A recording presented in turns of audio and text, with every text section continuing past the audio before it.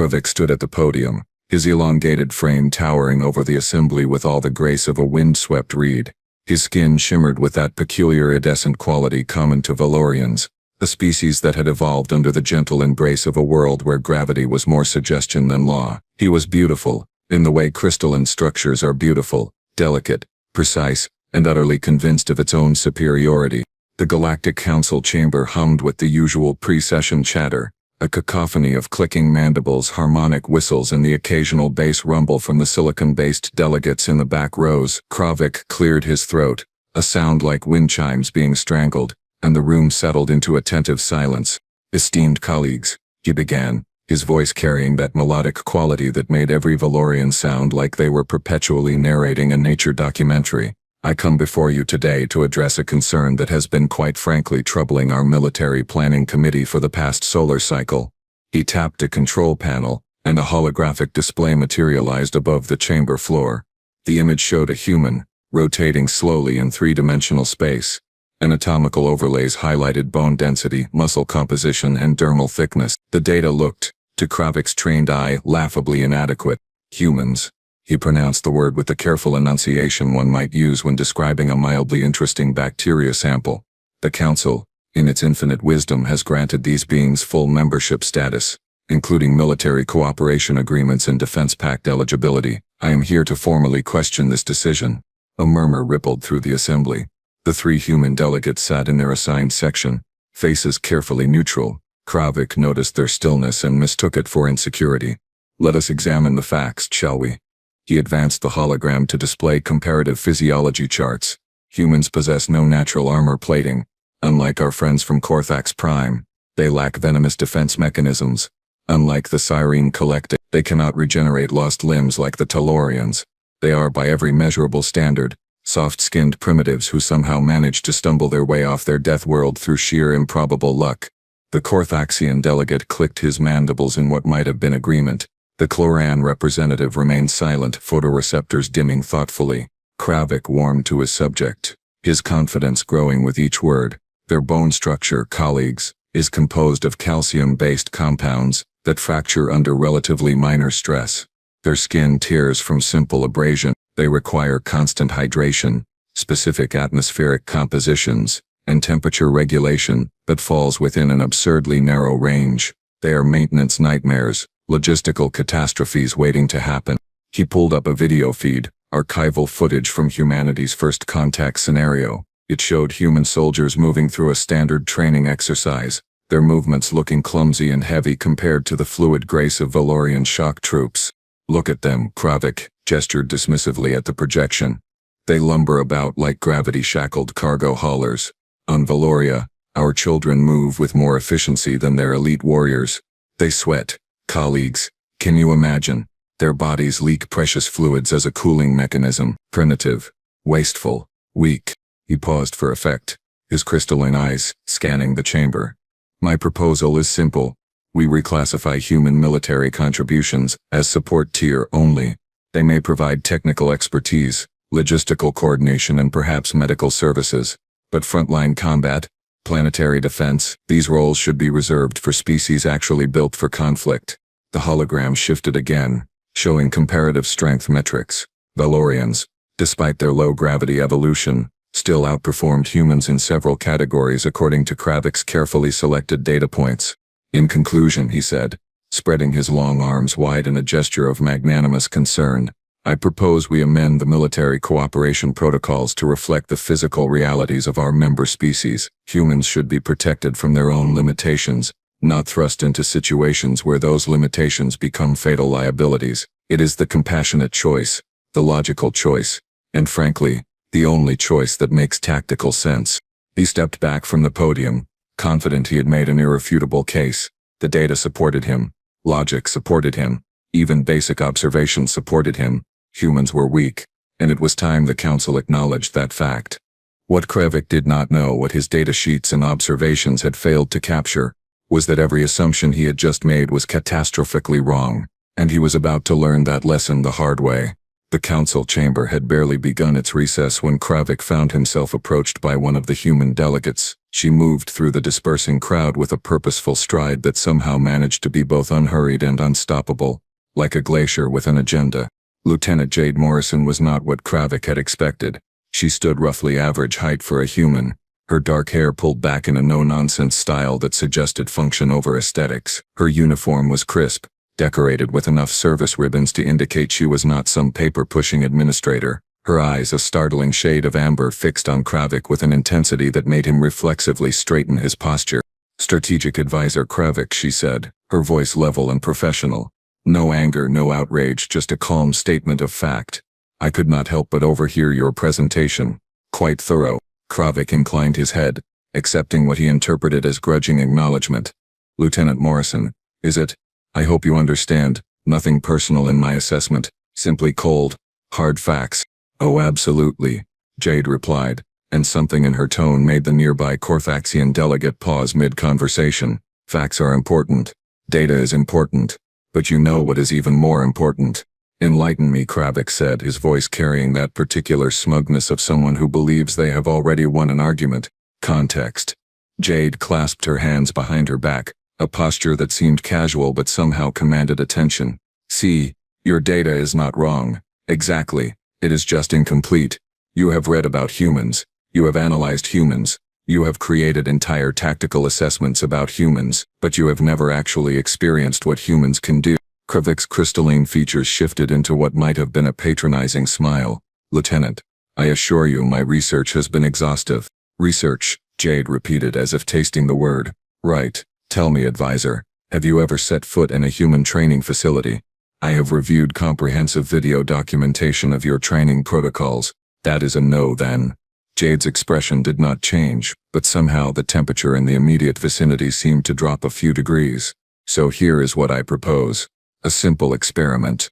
Scientific method and all that. You spend one standard rotation, just 26 hours in my combat training facility, experience human standard conditions, participate in basic entry-level exercises, see firsthand what these soft-skinned primitives actually do." The conversation was beginning to attract attention. A serene delegate drifted closer, their translucent form rippling with curiosity. The Cloran representative angled several photoreceptors in their direction.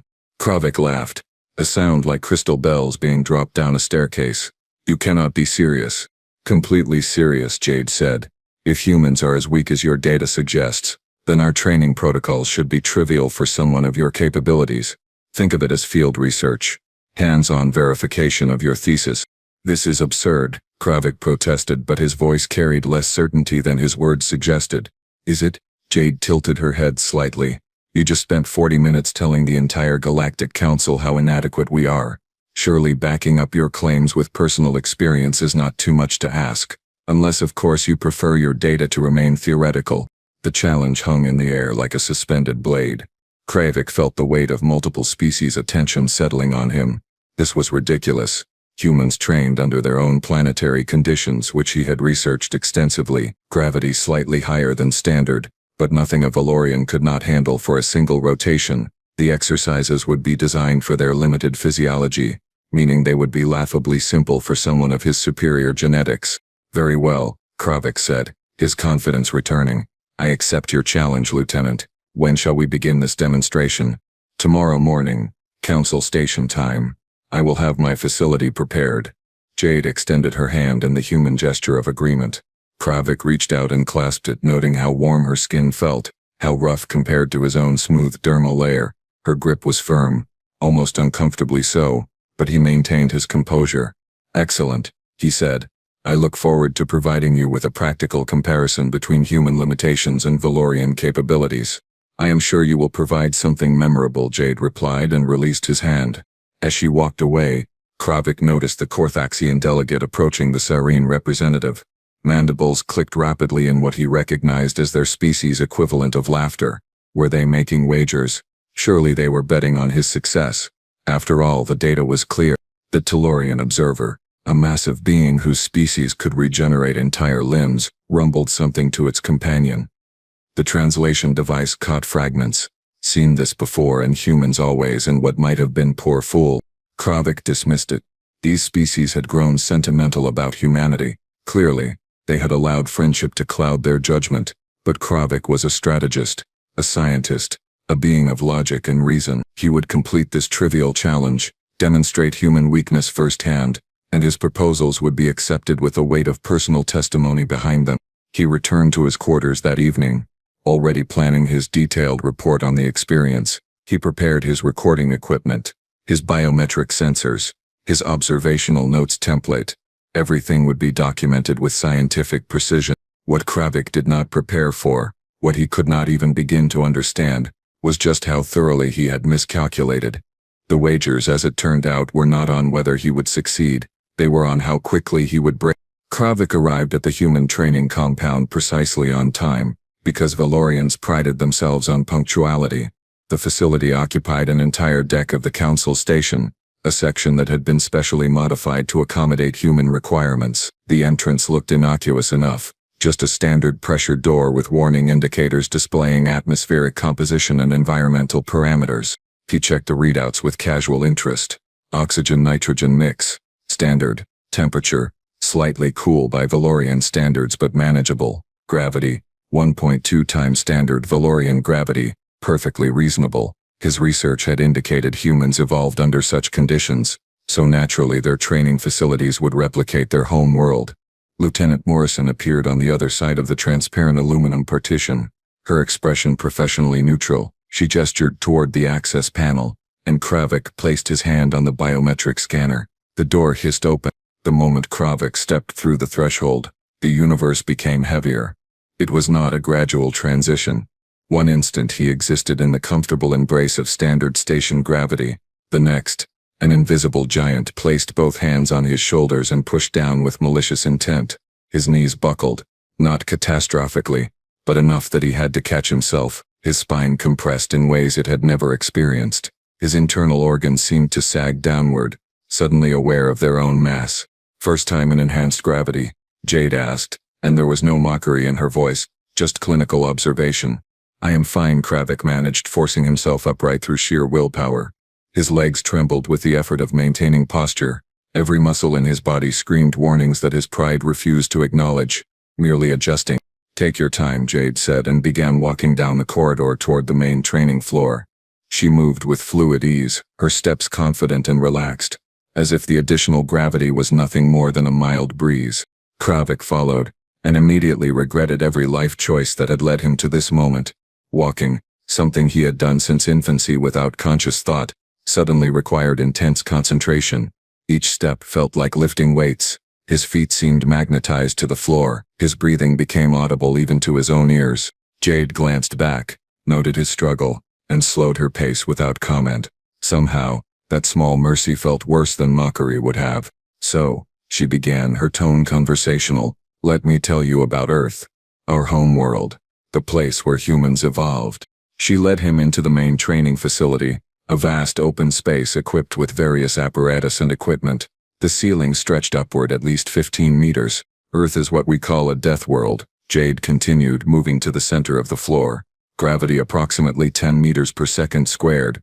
That is what you are experiencing right now. This is normal for us. This is home." Kravik wanted to respond with something cutting, something that would reassert his intellectual superiority, but he was too focused on breathing to formulate witty commentary. "But gravity is just the beginning," Jade said, and dropped smoothly into a crouch, then exploded upward in a standing jump that carried her at least a meter off the ground. She landed with barely a sound, knees absorbing the impact with casual efficiency. Our predators were not content to be merely dangerous. They were fast, aggressive, and creative in their methods of killing. She moved into a fighting stance, then flowed through a series of movements, punches, kicks, blocks, all executed with a speed that seemed impossible under the crushing gravity. Her body twisted, dropped, rolled, and returned to standing in one continuous motion. "We had to become persistence hunters," Jade explained, "not even breathing hard. We evolved to move efficiently under high gravity, to maintain activity for extended periods, to function in environments that would kill most species within hours. Our bones became dense. Our muscles developed high ratios of slow-twitch fibers. Our cardiovascular systems turned into biological pressure pumps." She jogged in place, her feet striking the mat with rhythmic precision. Kravik watched in growing horror as she maintained this for a full minute without visible effort, while he stood rooted in place, his legs already aching from simply supporting his own weight, and the temperature fluctuations Jade added finally coming to rest.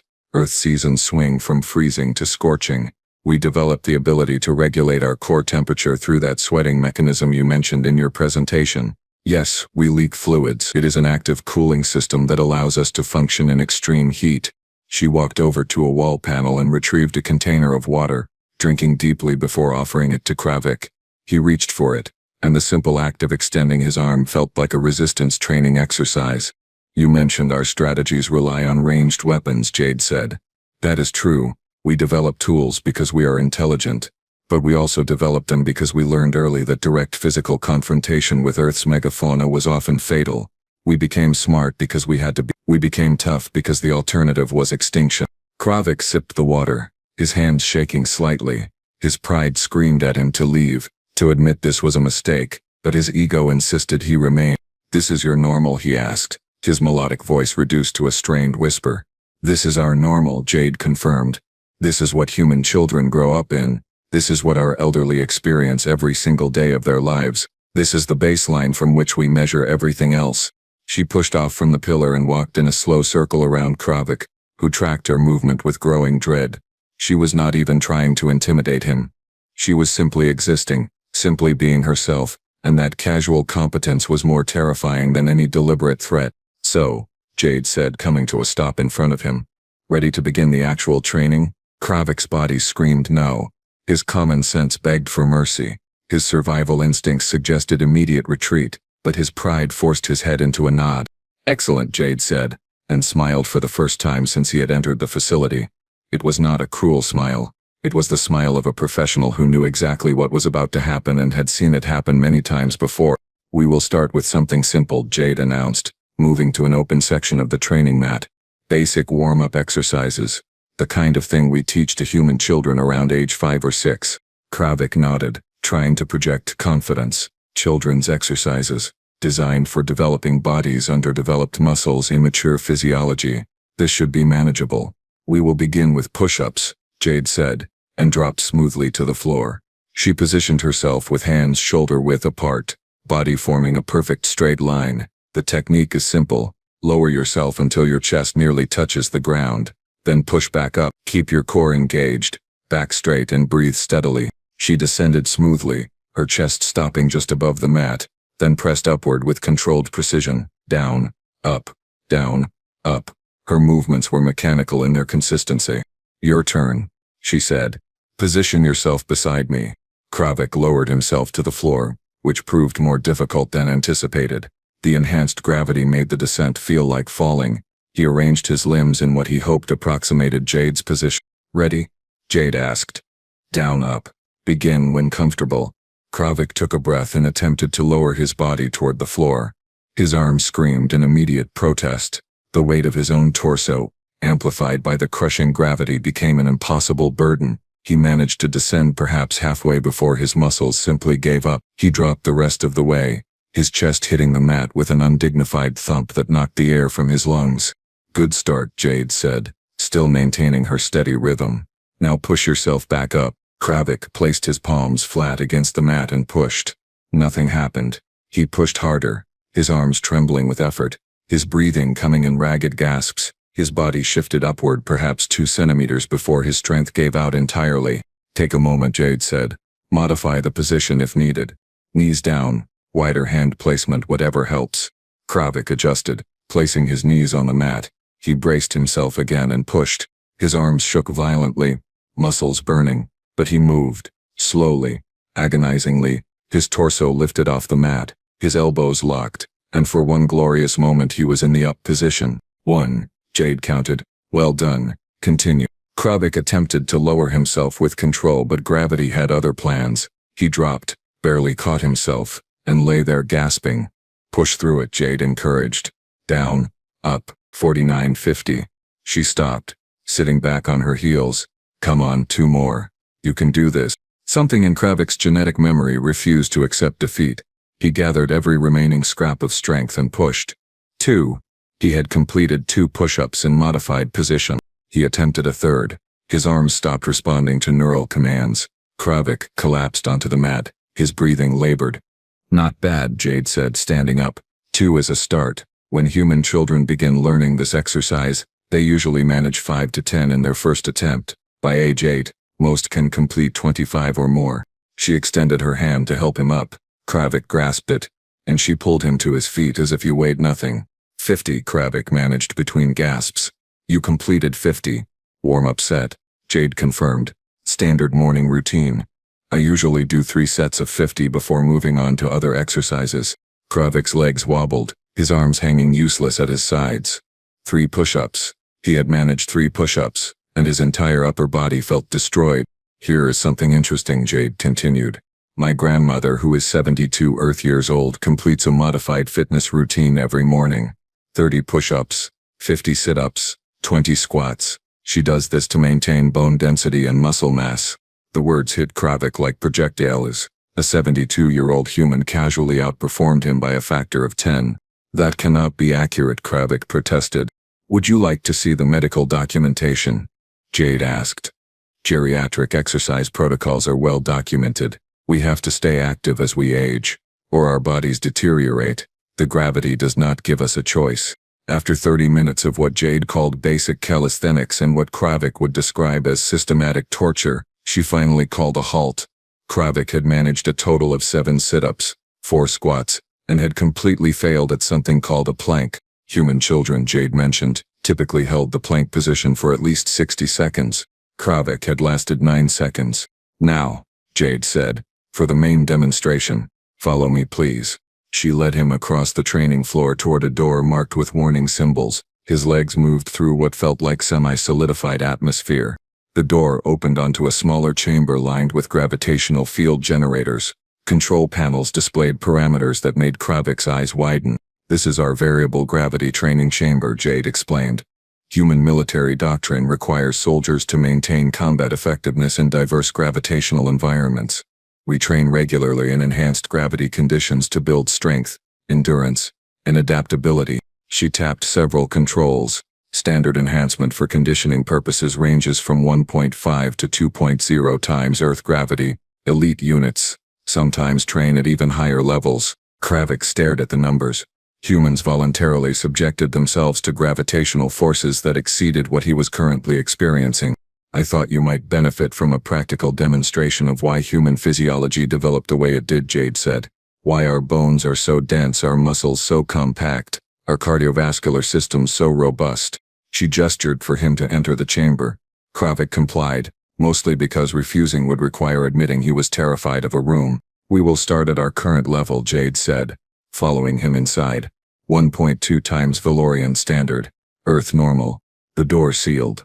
Jade stood relaxed in the center, while Kravik focused on remaining upright. "Now," Jade continued, "let me show you what we train in." She tapped her wrist interface. The gravitational field intensified. Kravik's knees buckled immediately. The weight that had been oppressive became absolutely crushing. His spine compressed, vertebrae grinding. His vision darkened as his cardiovascular system struggled to pump blood upward. He managed to stay on his feet through sheer bloody-mindedness, but standing was now the absolute limit of his capability. 1.8 times Earth gravity, Jade announced, 2.15 times Valorian standard. "This is a moderate training intensity for human soldiers. We can maintain complex combat maneuvers at this level for extended periods." She demonstrated by dropping into a combat stance and executing a series of strikes, punches, kicks, blocks, all performed with mechanical precision under gravitational force that was actively trying to kill him. "But let me show you something really interesting," Jade said. "Maximum safe output for this chamber." She tapped her wrist interface again. The universe became a hydraulic press. Kravik's legs gave out entirely. He collapsed to his knees, then forward onto his hands, forced into a position of supplication by the sheer crushing weight of existence. His arms trembled, barely able to support even this minimal posture. His breathing became desperate, shallow gasps. 2.8 times Valorian standard. Jade's voice came from above him. Approximately 2.3 times Earth gravity. "This is beyond our normal training protocols, but well within survivable parameters for short durations. Through his swimming vision, Kravik saw boots approaching. Jade's boots, moving with steady, unhurried steps. She walked as if nothing had changed. The interesting thing about human evolution, Jade said, is that we developed under constant gravitational stress. Every moment of every day, Earth's gravity was trying to pull us down. Our skeletons responded by becoming incredibly dense. Our muscles developed ratios of strength to weight that exceed most species by significant margins. She stopped directly in front of Kravik's collapsed form. He tried to look up, but the effort was beyond him. "Let me demonstrate," Jade said. Hands gripped Kravik's upper arms. Not roughly, not painfully, just firmly. And then, with absolutely no visible effort, Jade lifted him completely off the ground. The sensation was surreal. Kravik weighed approximately 80 kilograms in standard gravity. In the current-enhanced field, that translated to roughly 224 kilograms, and Jade Morrison, using one arm, was holding him at shoulder height as if he were a child's toy. Her arm did not shake. Her breathing did not change. She simply held him there, suspended in the crushing gravity while his own body hung limp and useless. Human bone density. Jade continued lecturing calmly while supporting over 200 kilograms of mass, is approximately 1.5 times greater than the galactic average. Our muscle fibers are shorter and more tightly packed, generating more force per unit volume. Our tendons and ligaments are reinforced with collagen structures that can withstand enormous tensile loads. She shifted her grip slightly, adjusting his position. Kravik could barely process sensory input. His entire existence had narrowed to the humiliating reality that a human was holding him aloft without any sign of effort. Our cardiovascular system operates at pressures that would rupture the circulatory systems of most low-gravity species, Jade went on. We need that pressure to fight against gravitational pull, to ensure blood reaches our brains, to maintain consciousness and function under stress that would incapacitate others. She walked slowly across the chamber, carrying Kravik as if he weighed nothing. His body swayed limply, a puppet with cut strings. This is why human military doctrine does not rely on ranged weapons because we are weak, Jade said. We rely on ranged weapons because we are smart enough to know that fighting is about winning, not about proving physical superiority. But make no mistake, Advisor Kravik. She turned her head to look directly at him, her amber eyes meeting his crystalline gaze. When humans need to fight hand-to-hand, when we need to engage in close-quarters combat, when circumstances require direct physical confrontation, we are more than capable. We are exceptionally dangerous, because we evolved fighting gravity itself, and gravity never takes a day off. She held him there for another moment, letting the lesson sink in. Then, with the same casual grace, she lowered him gently to the floor and released her grip. Kravik collapsed immediately, unable to support himself even in the prone position. He lay gasping, trembling, utterly defeated. Jade walked to the control panel and deactivated the enhanced gravity. The field dropped back to Earth normal, and Kravik felt the reduction like a divine blessing. "Are you all right?" Jade asked, crouching beside him with genuine concern. "Do you need medical attention?" Kravik managed a weak negative gesture. His pride was shattered, his preconceptions obliterated, his entire worldview fundamentally restructured, but his body would recover, eventually. "Good," Jade said. "Let us get you out of here. I think you have learned enough for today." The transition back to standard Earth gravity felt like resurrection. Kravik lay on the chamber floor, his chest heaving with grateful breaths. As the crushing weight gradually released its hold, even the oppressive pull that had tormented him all morning now felt almost comfortable, which he recognized as a deeply concerning psychological adjustment. Jade deactivated the final safety protocols and opened the chamber door, allowing cooler air to circulate. She retrieved a medical kit from a wall-mounted storage compartment. "Here," she said, offering him a small device. "Electrolyte supplement. Your system has been under significant stress. This will help stabilize your cellular function and reduce recovery time." Kravik accepted the device with trembling hands and pressed it against his neck. A cool sensation spread through his system, and some of the shakiness began to subside. "Thank you," he managed, his melodic voice reduced to a hoarse whisper. Jade knelt beside him, pulling a medical scanner from the kit. "I am going to check your vitals. Standard procedure after enhanced gravity exposure. Just relax." The scanner hummed softly as it passed over his body. Jade studied the readouts with professional detachment. Elevated stress hormones, muscle microtears, minor cardiovascular strain, but nothing dangerous, she concluded. "You will be sore for a few days, but full recovery is expected." She helped him into a sitting position, supporting his weight without comment as his muscles struggled to remember how sitting worked. They remained there in silence for a moment. "Why?" Kravik finally asked, his voice barely audible. "Why what? Why did you never mention this?" He gestured weakly at the chamber, at her, at the entire facility.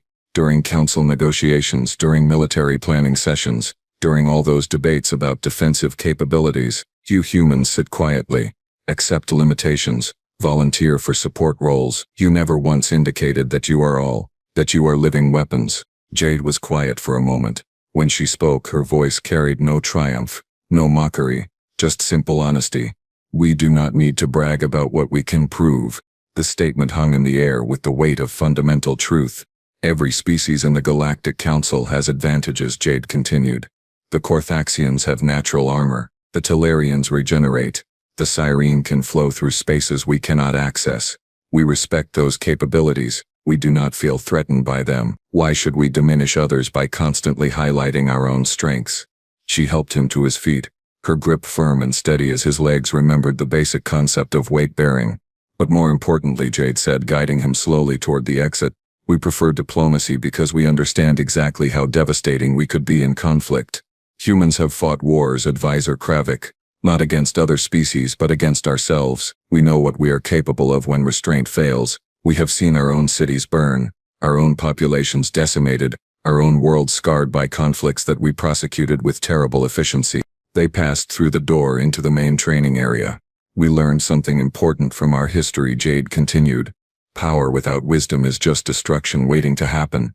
Strength without restraint is not strength at all. It is just violence looking for an excuse.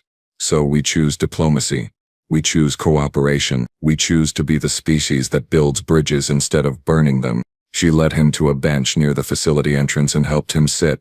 "We do not brag about our physical capabilities," Jade said, taking a seat beside him, "because we do not need other species to fear us. We need them to trust us. Fear is easy. Fear is cheap. Any species with sufficient weapons technology can inspire fear. But trust requires consistent action, demonstrated reliability, and the wisdom to know when strength should be shown and when it should be kept in reserve." Kravik absorbed this, his mind reeling from implications that extended far beyond physical humiliation. Every interaction he had observed between humans and other council members suddenly appeared in a new light. The quiet patience, the willingness to compromise, the preference for support roles. All of it had been a choice, not a necessity. Humans were not weak species seeking protection. They were apex predators practicing restraint. "I made a terrible mistake," Kravik said quietly. "You made an assumption based on incomplete data," Jade corrected gently. "That is not a mistake. That is just science without enough experimentation. Now you have more data. What you do with that information determines whether this experience becomes a mistake or a learning opportunity." She stood, retrieving her water container and taking a long drink before offering it to Kravik. He accepted it gratefully. "The rotation is not complete," Jade noted. "You still have 16 hours remaining. But I think you have learned what you came here to learn. If you wish to conclude the exercise early, I will not object." Kravik considered this. His body screamed for mercy, but some small fragment of his pride insisted on proper acknowledgement of defeat. "No," he said. "I agreed to one full rotation. I will fulfill that commitment, though perhaps no more gravity demonstrations." Jade smiled, and this time there was warmth in the expression. "No more gravity demonstrations, but I think you should rest, recover, and perhaps observe our regular training sessions. See what human soldiers do when they are not trying to make a point." "I would appreciate that," Kravik said, and for the first time since entering the facility, he meant it. Kravik returned to the council chambers 3 days later, moving with the careful deliberation of someone whose body had recently filed a formal complaint with his brain. The bruising had faded, but the soreness remained, a persistent reminder of his educational experience. The session was already underway when he entered. Several delegates noticed his condition, mandibles clicking and photoreceptors flickering with curiosity. The Corthaxian representative leaned over. "Strategic Advisor Kravik, are you unwell? You appear to have sustained injuries." "I am recovering," Kravik replied, "from a learning experience." When the session reached open commentary, Kravik requested the floor. The speaker recognized him, and the chamber's attention focused on his position. He stood, slowly and carefully, and faced the assembly with genuine humility.